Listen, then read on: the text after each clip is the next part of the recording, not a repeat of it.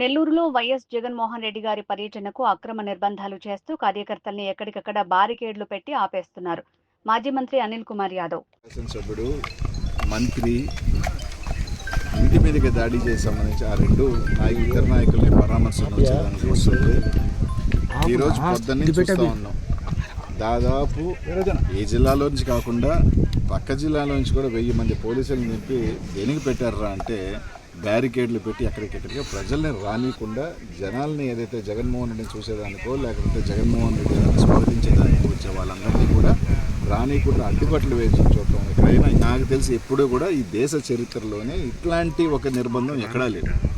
దాదాపు పోలీసు యంత్రాంగాన్ని పెట్టుకొని నిజంగా పాపం వాళ్ళే అందరికన్నా ఇబ్బంది పడుతుంది ఎవరంటే పాపం పోలీసులే. ఇదేమి కర్మరా, మేము చేయాల్సిన డ్యూటీ లేదన్నా ఉంటే పోలీస్ స్టేషన్ పెట్టుకోవాలి. కానీ సిఐలు ఎస్ఐలు ఏం పడిగాపులు కాస్తూ ఎండల్లో పొద్దున్నే స్టార్ట్ చేసి ఎండల్లో బ్యారికేడ్లు పెట్టుకొని ఆడ నిలబడి ఆ బైక్ పోయేవాడిని తీస్తూ ఆ బైక్ పాపం వాళ్ళు పడుతున్న కష్టం ఈరోజు నిజంగా బాధాకరం వేస్తుంది. ఎందుకంటే ఈరోజు ఈ ప్రభుత్వం వచ్చిన తర్వాత పోలీస్ వ్యవస్థని కేవలం ఒక కక్ష సాధింపు చర్యలకో లేదంటే ఈ విధంగా ప్రజలను బస్సుల కార్యక్రమానికి పోలీస్ వ్యవస్థని దిగజార్చారు తప్ప ఈరోజు ఏమవుతుంది మీకు అంత ఎందుకు? మీరే అంటున్నారు జగన్మోహన్ రెడ్డి అనే వ్యక్తి ఇంకా ముఖ్యమంత్రి కాలేడు, ఓకే.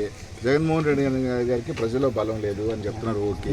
అంత చెప్పే మీరు జగన్మోహన్ రెడ్డికి బలం లేదు అని చెప్పే మీరు ఈరోజు ఇంతగా కూడా చేస్తున్నారు అంటే ప్రజలందరూ కూడా గుర్తిస్తారు. తప్పకుండా ఎన్ని నిర్బంధాలు లేకుండా కూడా ప్రజలు వచ్చి తీరుతారు.